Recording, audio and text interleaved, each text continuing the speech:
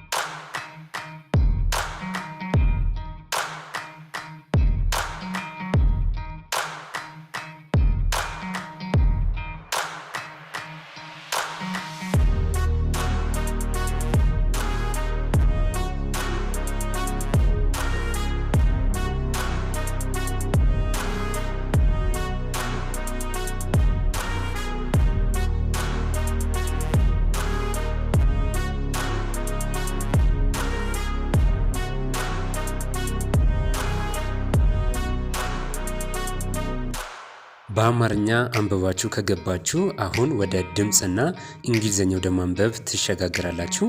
ከድምጽ እኩል እንግሊዘኛውን ታነባላችሁ።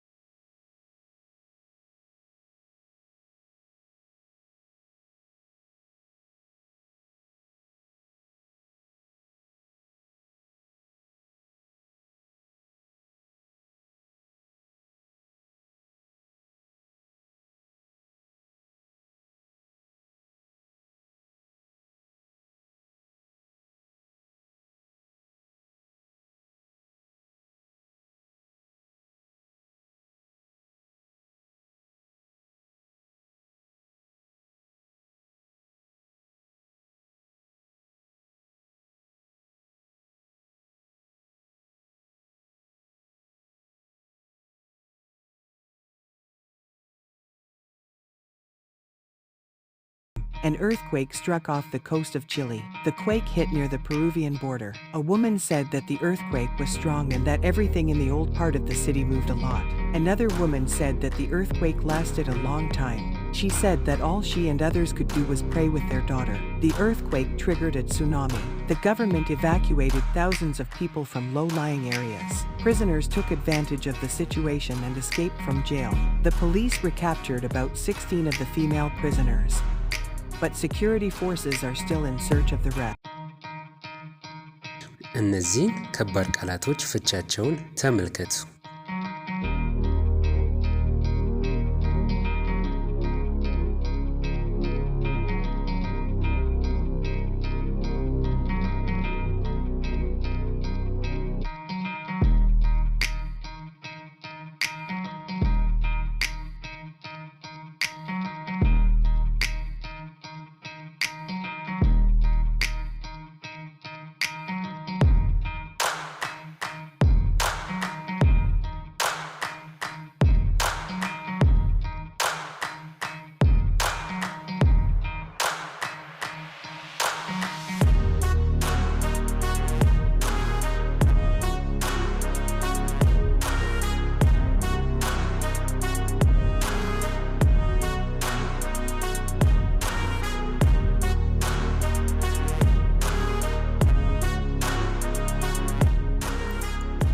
ካላችሁ በደንብ የተረዳችሁ ካላችሁ ወደ ቀጣዩ የድምጽ ታልፋላችሁ።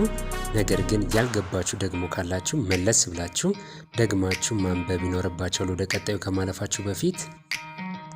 An earthquake struck off the coast of Chile. The quake hit near the Peruvian border. A woman said that the earthquake was strong and that everything in the old part of the city moved a lot. Another woman said that the earthquake lasted a long time. She said that all she and others could do was pray with their daughter. The earthquake triggered a tsunami. The government evacuated thousands of people from low-lying areas. Prisoners took advantage of the situation and escaped from jail. The police recaptured about 16 of the female prisoners.